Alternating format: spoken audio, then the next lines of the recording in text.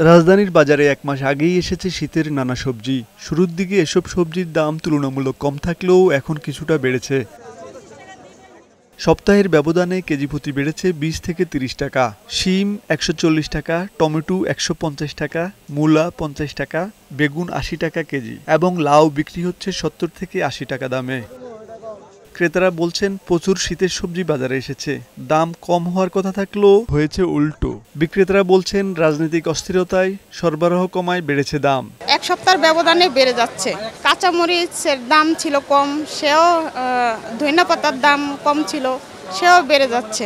সব সবজিতে ২০-৩০ টাকা ৪০ টাকা বাড়ছে। সিম বেচে গেছে আপনার ৫০, ৬০, ৪০, আর যে ১২০ টাকা পাইকারি রেটে। বাজারে পেঁয়াজের কেজি বিক্রি হচ্ছে ১২০ টাকা দামে। আলুও কেজিতে বেড়েছে ৩ থেকে ৫ টাকা। পেঁয়াজের দামটা একটু অনেকটাই বেশি, গত সপ্তাহের চাইতে এই সপ্তাহে কেজিতে ১০ টাকা বেশি। এদিকে আরও বেড়েছে মাছের দাম। রুই কাতলার দাম কেজিতে বেড়েছে ৫০ থেকে ১০০ টাকা। খাসি ও গরুর মাংসের দাম আগের মতো রয়েছে বলে জানিয়েছেন ব্যবসায়ীরা। আমরা শুক্রবার এলে ২টা-৩টা গরু বিক্রি করতে পারতাম, এখন মনে করেন একটাই বিক্রি করি, কাস্টমার নেই বলতেই হয়। আজকে মাছ কিনতে এসে ১৫০ থেকে ২০০ টাকা করে পার কেজি প্রতি দাম বেড়ে আছে। দেশে মাছ কম আসে টাকা, দেশি মাছের দামটা অনেক বেশি।